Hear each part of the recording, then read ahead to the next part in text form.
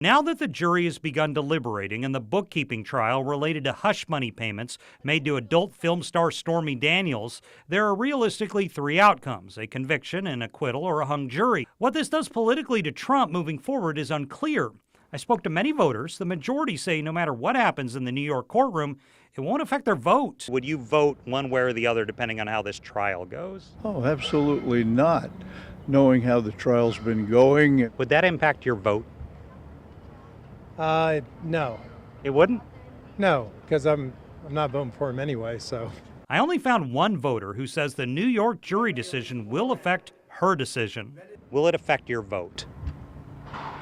You know, they have made such a media circus out of him. My whole viewpoint of him has completely changed since the trial and everything else that surfaced.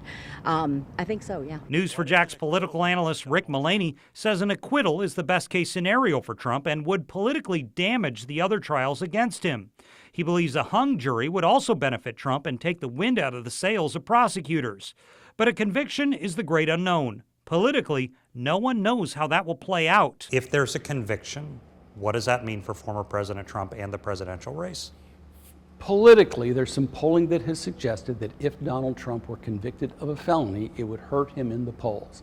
I'm not so sure that's going to apply here for a couple reasons. One is the nature of this case. This is the least serious of the four cases. And in fact, it is the one most vulnerable to the argument that it was politically motivated. Mullaney adds, even if Trump is convicted, sentencing likely wouldn't happen until this fall. And he says it's extremely unlikely he would serve any sort of jail sentence. That's hard to predict. It's in the discretion of the judge. If there is a conviction, that is potentially politically, you know what that's going to look like. The odds favor, however, that it would be a probationary sentence.